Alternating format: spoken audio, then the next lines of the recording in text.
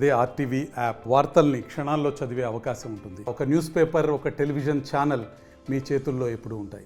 అంటే ఒక రాజ్య హింసను వ్యతిరేకించే నక్సలైట్ పార్టీ నుంచి మీరే రాజ్యంలో ఒక భాగం అయ్యే దాకా మార్పు వచ్చింది చెప్తా మీకు. అది కూడా ఈ తెల్ల బట్టలు వేసుకోవడానికి కూడా కారణం సార్, అది కూడా చెప్తున్నాను. నాతో అనకుండా మా నిరంజన్ రెడ్డి గారితో అన్నాడు ఒకరోజు, జగదీష్ లీడర్ కావాల్సినోడు అట్లా ఇన్షర్ట్ వేసుకొని కలర్ డ్రెస్ వేసుకొని తిరిగితే ఎట్లా, నేను ఇన్షర్ట్ వేసుకొని ఉండేవాడిని అంటే ఎట్లా వైట్ డ్రెస్లో కనపడాలి కదా నీట్గా అని. సరే నిరంజన్ రెడ్డి గారు నాకు పొద్దున్న చెప్పిన రాత్రి ఇట్లా అన్నారు సార్. సరే తెల్లబట్టలు వేసుకోవాలంటే కొంచెం సిగ్గు అనిపిస్తుంది, ఏం చేయాలి మరి, ఎక్కడ కుట్టియాలి, అవి కూడా తెలియదు నాకు. సరే లక్కీగా అప్పటికే నా వైఫ్తో చెప్పినాను, ఇట్లా ఉంది పరిస్థితి, మరి తెల్లబట్టలు వేసుకోవాల్సి వస్తుంది. సరే పోదాం పదండి అని చెప్పి సాత్ తీసుకునే షాప్ ఎక్కడ ఉంటుందో సరే అక్కడికి పోయి అడుగుదాము వాడిని, మరి నాకేం తెలియదు వీటి గురించి, వీటిని ఏమంటారో ఏంటిదో, పోదాం పద అంటే ఆమెకు కూడా తెలియదు వాస్తవానికి. సరే పోదాం పదం పోయి కొనుక్కొని మొదటి రోజు వేసుకోవడానికి చాలా సిగ్గుపడి కుట్టేసుకున్నారు. సేమ్ రాజేందర్ది కూడా అదే పరిస్థితి, నేను చేసినాను. మళ్ళీ రాజేందర్ని కూడా నాతో అన్నాడు సార్, టీషర్ట్ వేసుకొని వస్తుండేది రాజేందర్, అదేంది టీషర్ట్ వేసుకొని పిల్లవాడిలాగా లీడర్గా ఎదగాల్సిన వాళ్ళు మంచిగా ఉండాలి వైట్ డ్రెస్లో ఇట్లా. నేను రాజేందర్కి చెప్పిన, అన్న ఇది నీకు కూడా వచ్చేసింది ఇది అంటే, అమ్మ ఎట్లా తొడగాలి మనం అని. సరే పోదాం పని నేనే తీసుకొని కొనిచ్చిన. సో అట్లా అనిపిస్తుంది మాకు, అరే ఈ డ్రెస్ వేసుకున్న వాళ్ళని చూస్తేనే కాల్ చేయాలనుకున్న వాళ్ళం కదా అని ఒకసారి అనుకుంటాం అప్పుడప్పుడు నవ్వుకుంటాం. మీది లవ్ మ్యారేజ్ కాదు, చాలా అరేంజ్ మ్యారేజ్. జస్ట్ సారీ మాట కానీ మా అమ్మకి చెప్పిన, అమ్మ ఇంకెక్కడ వెతుకురి నీ కోరిక శాంక్షన్ చేస్తున్నా. అప్పటికే మా అమ్మ నా మీద యుద్ధం చేస్తుండే, దీక్షలు చేస్తుండే, పెళ్లి చేసుకోవాలి.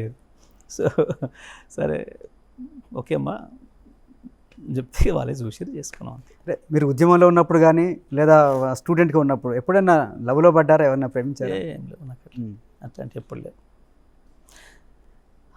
ఇక మేమున్న మూమెంట్ అటువంటిది, విద్యార్థి మూమెంట్ ఆ రోజుల్లోనే చాలా బాధ్యతాయుతంగా ఉందము. ఇట్లా లావు పేరు మీద ఎవరైనా వేధించేటోళ్ళు ఉంటే వాళ్ళని పని పడదాము, అప్పుడే చాలా ఫెరిషియస్గా ఉందము, చాలా బాధ్యతాయుతంగా కూడా ఉందము.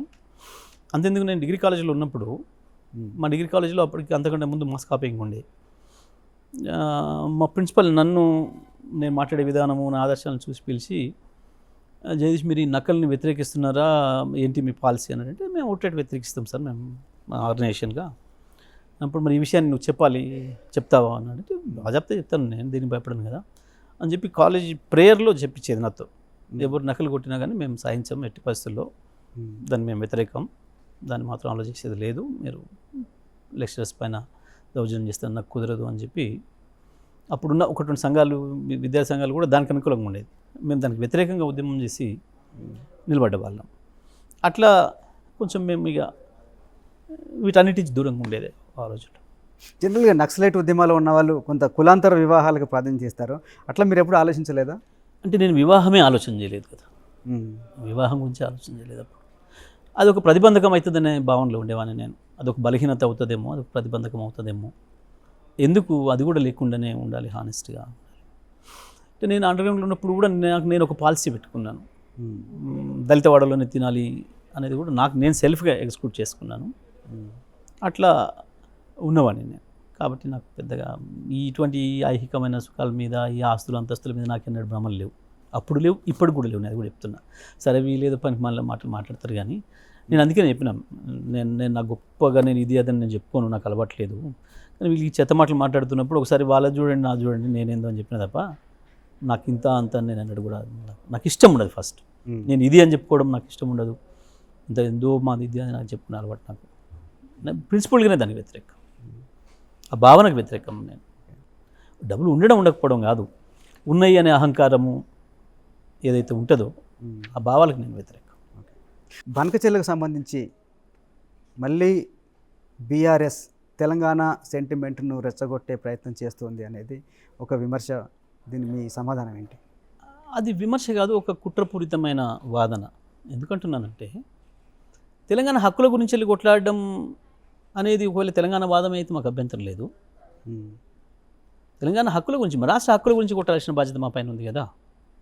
సింపుల్. ఇప్పుడు నేను ఏమంటున్నాను, బనకచెర్ల ఇష్యూ ఉంది, మొన్న మన ముఖ్యమంత్రి మాట్లాడింది, ఆ ముఖ్యమంత్రి మాట్లాడిన తర్వాత సడన్గా వీళ్ళు గమనించి ఎక్కడ తప్పు జరిగిందో గమనించి దాంట్లో నుంచి బయటపడడం కొరకు వీళ్ళు సీఎం ఆఫీస్ నుంచి ఒక స్టోరీ తయారు చేసేసి అన్ని ఛానళ్ళకి పంపిణీ ఇది వేయాలి అని. ఏంది ఆంధ్రప్రదేశ్ ముఖ్యమంత్రి తెలంగాణ ముఖ్యమంత్రి పెద్ద కొట్టుకుంటున్నారు, పెద్దగా ఎవరి రాష్ట్రాల కొరకు వాళ్ళు కట్టుబడి ఉన్నారు, ఆ వాదనలు తీసుకున్నారు అని చెప్పి ఒకటి వదిలేరు కావాలని మైండ్లో డైవర్ట్ చేయడం కొరకు. కానీ వాస్తవం జరిగింది ఏంటి అంటే చంద్రబాబు నాయుడు గారు ఏదైతే మాట్లాడిందో దాని కొనసాగింపుకునే ఈయన మాట్లాడండి మన ముఖ్యమంత్రి అని నేను చెప్పాను తెల్లవారు.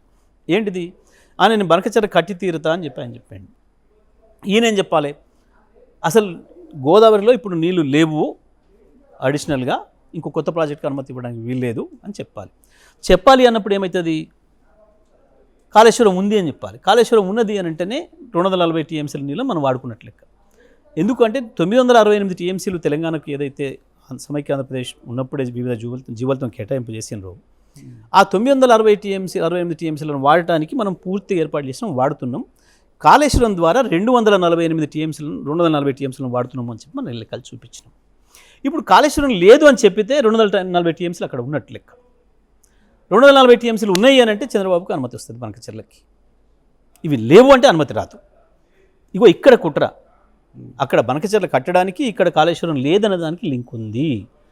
ఇగో ఇది చంద్రబాబు దానికి కొనసాగింపు, ఇది చంద్రబాబు సహాయపడడం కొరకే మన ముఖ్యమంత్రి చేస్తున్న నాటకము, ఇది తెలంగాణ ప్రజలకు జరుగుతున్న ద్రోహము అని మేము చెప్పాలి. తప్పకుండా చెప్పినాం. కృష్ణ మీద కూడా అదే జరిగింది. కృష్ణ మీద హక్కులు వాళ్ళు తీసుకుంటుంటే వీళ్ళు సపోర్ట్ చేయలేదు, వీళ్ళకి సోయి కూడా లేదు కనీసం. వీళ్ళ కమిషన్ల లెక్కలు వీళ్ళు దందాలలో ఉన్నారు తప్ప ఏం జరుగుతుంది నదుల నీళ్ళల్లో మనకు అన్యాయం ఎక్కడ జరుగుతుందని చూసుకోలేదు. అది కేంద్ర చేతులకు వెళ్ళిపోతుంటే కూడా మొదలు మేము మాట్లాడినప్పుడు ఎదురుదాడి చేశారు. సహజంగా రాజకీయాల కొరకన్నట్టు ఎదురుదాడి చేశారు. మేము రాష్ట్ర ప్రయోజనాల గురించి మేము మాట్లాడినప్పుడు మేము విమర్శలు చేయలే, మీరు వెంటనే స్పందించండి అని చెప్పినాం. మేము రాజకీయ విమర్శ చేయకుండా స్పందించండి అని చెప్పినాం. చెప్తే ఎదురుదాడి చేశారు మొదట్లో తెలివితక్కువతనంతో. తర్వాత తెలుసుకొని ప్రజల్లో వచ్చిందని చూసి మేము నల్గొండలో బ్రహ్మాండమైన సభ పెట్టి కేసీఆర్ గారు చెప్పారు, ప్రభుత్వం తెస్తుందా మేము మరో ఉద్యమానికి పోవాలన్నా అని చెప్పి. గప్పుడు మేల్కొని అసెంబ్లీలో తీర్మానం పెట్టారు. మొదలు ఏదైతే కాదని అబద్ధం చెప్పినరో కేసీఆర్ అప్పచెప్పిండు అని మాట్లాడారు. మౌలి గారు మీరు ఇక్కడ కొంచెం జాగ్రత్తగా గమనించాలి.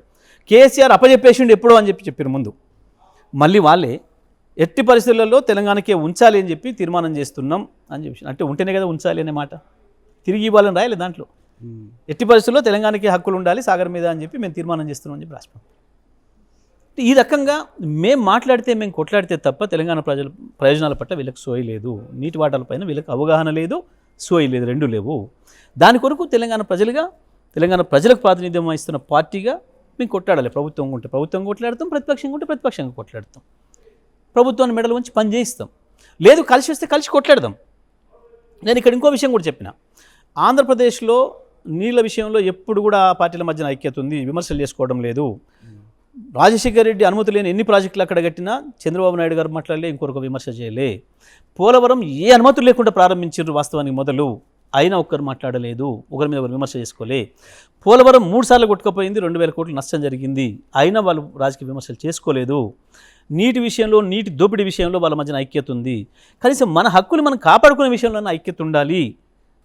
ఇది తెలంగాణ ప్రజల అవసరం, ఇది తెలంగాణ భవిష్యత్తు అవసరము అని కూడా మేము చెప్పినాం. మేము రాజకీయ విమర్శలు చేయలేము మొదలు. కానీ ప్రతి దాంట్లో రాజకీయం అలవాటు అయిపోయి చాలా గలీజ్గా స్పందించింది వాళ్ళు. ఇప్పుడు కూడా సోయిలు కూడా పోతున్నప్పుడు తప్పకుండా తెలంగాణ ప్రజల తరఫున కొట్టాడాల్సిన బాధ్యత మా పైన ఉంది. దాని కొరకే ఉన్నాం మేము. ఇంతకుముందు అన్నారు ఈ మధ్యన ఎక్కువ కాలం మీరు కేసీఆర్తో ఉంటున్నారు నెలల తరబడిగా. ఈ మధ్యన 2 నెలల నుంచి మేము చేస్తున్న చర్చ కూడా అది, అంత తప్ప ఇంకో చర్చ రాలే మా మధ్యన.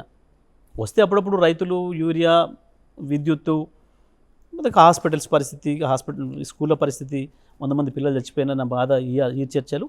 మేజర్గా బనకచెర్లను ఎట్లా ఆపాలి, మనం ప్రతిపక్షంగా ఉన్నా మేము న్యాయస్థానానికి వెళ్ళి ఆపడానికి మనకున్న అవకాశాలు ఏంది, రైతు సంఘాల పేరు మీద పోవాలన్నా, పార్టీకి మనం పోవచ్చా, ఎట్లా వెళ్ళాలి. ఎందుకంటే వాస్తవానికి మేజర్ పాత్ర రాష్ట్ర ప్రభుత్వం అనేది.